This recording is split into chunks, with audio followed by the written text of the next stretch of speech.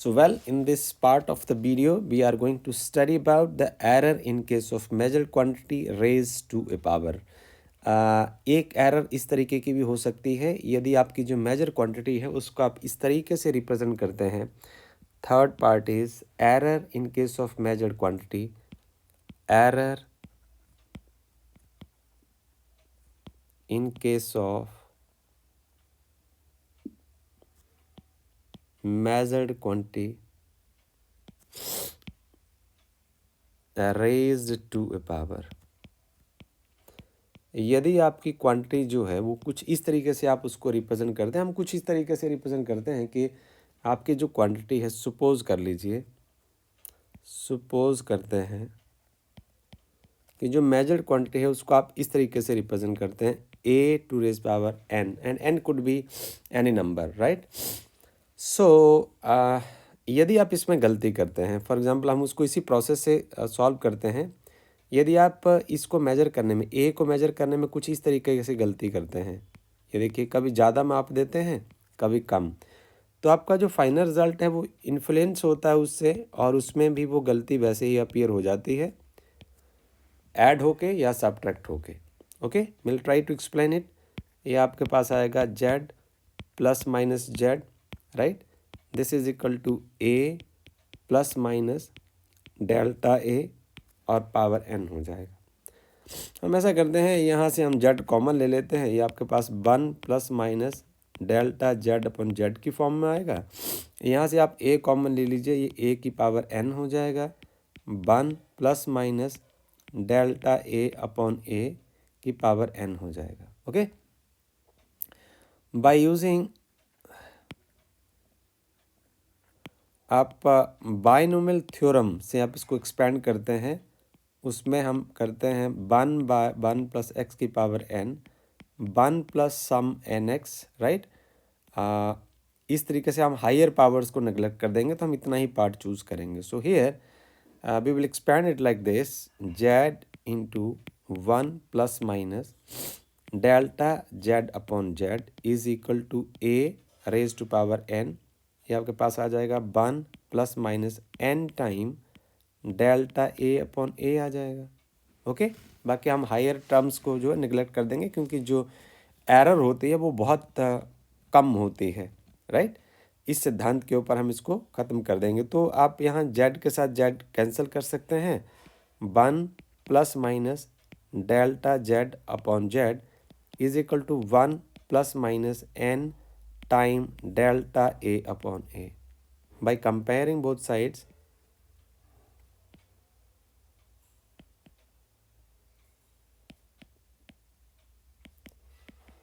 Bye comparing both sides we have, यदि हम दोनों साइड को कंपेयर करें तो हमें पाते हैं ये that relative error in z is equal to n time this is delta a upon ए.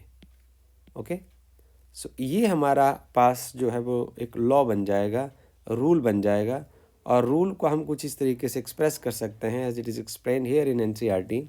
तो रूल हुआ कि जो relative error in the physical quantity में जो रिलेटिव एरर अपीयर होगी that is delta z upon z is raised to the power k, is raised to the power k is the k times relative error. ये देखिए ये हुआ आपकी raised to the power, यहाँ n था तो this is n time relative error in the individual quantity. ये रहा relative error in the individual quantity. So this is the meaning of this rule. अब हम एक एग्जाम्पल से इसको समझने की कोशिश करते हैं. फॉर एग्जाम्पल देखिए, जनरली हमने ऐसे लिखना है, इफ़ एग्जाम्पल अब आपके पास आएगा, यदि आपके पास इस तरीके का आंसर आता है कि जैसे जो फाइनल रिजल्ट है उसको आप ऐसे लिख रहे हैं, a पावर p और b का पावर q और c का पावर r, राइट. तो इसमें रिलेटिव एरर कैसे आएगा, इसको हम लिखते हैं delta z upon z is equal to p time delta a upon a आएगा प्लस q टाइम पावर आगे आ जाएगी and relative error in b and plus, ये ध्यान रखना आपने कि यदि डिनोमिनेटर में तब भी प्लस आएगा, r time this is delta c upon c, क्योंकि मल्टीप्लिकेशन और डिवीज़न के रिजल्ट जो है वो सेम होते हैं. So this is the way we can solve this problem. अब इस तरीके की हम एक प्रॉब्लम सॉल्व करके देख लेते हैं, फिर आपको आसानी होगी। अच्छा, एग्जाम्पल हमारे पास आ गया 2.11, इसके ऊपर हम कॉन्सेंट्रेट करते हैं समझने के लिए। Example is 2.11। सवाल हमारे पास दिया हुआ है कि आपको रिलेटिव एरर इन जेड निकालना है। Now see here, we have to find the relative error in z, and here हमारे पास है गिवन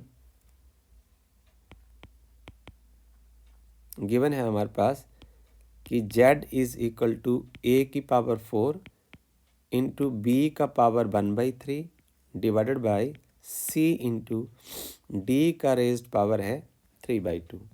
तो इसमें हम निकालेंगे जो रिलेटिव पावर इन z होगा, that is delta z upon z। अब हम इस कॉन्सेप्ट का इस्तेमाल करेंगे। देखिए, ये आ जाएगा 4 टाइम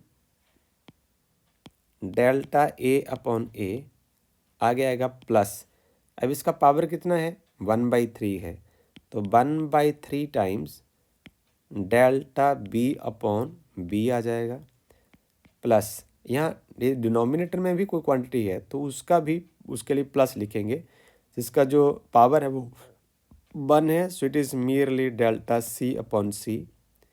और डी का जो पावर है 3/2, तो इसको हम लिख देंगे plus 3/2, this is delta D upon D.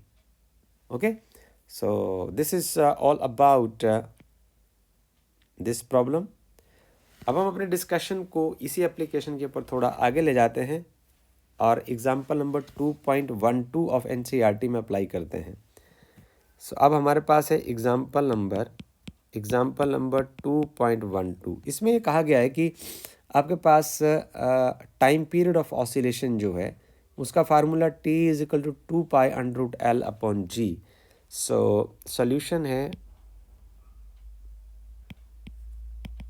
हमारे पास दिया हुआ है कि जो क्वेश्चन में t is equal to 2π√L upon g, right.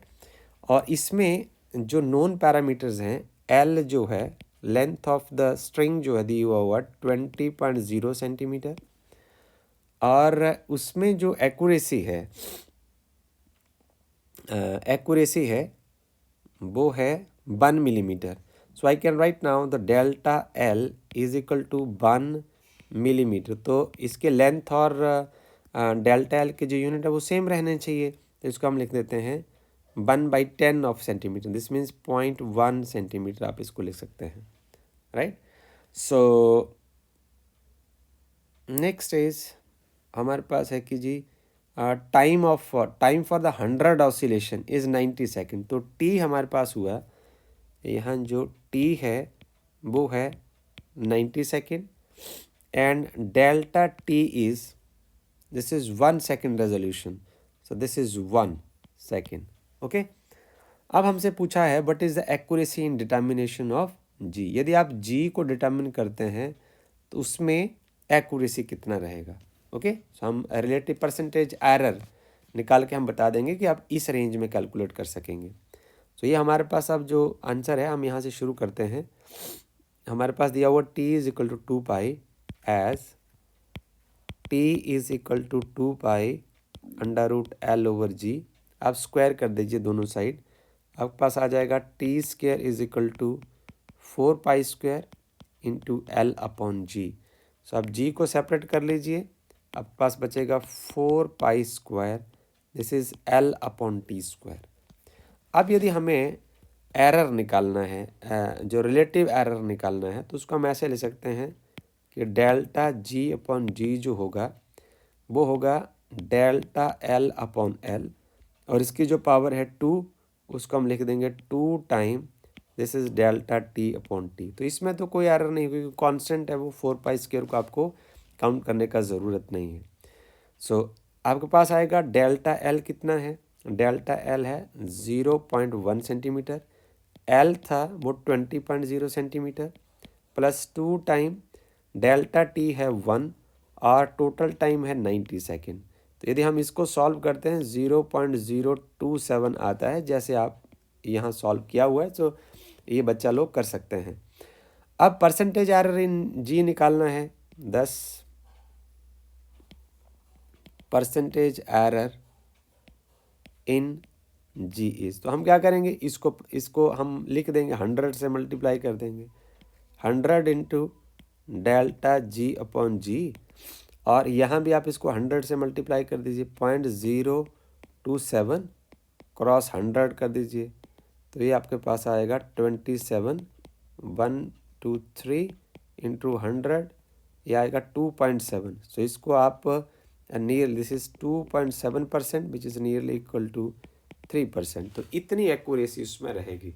So this is the way how to apply the text what we have studied in the various problems, right? Thank you very much.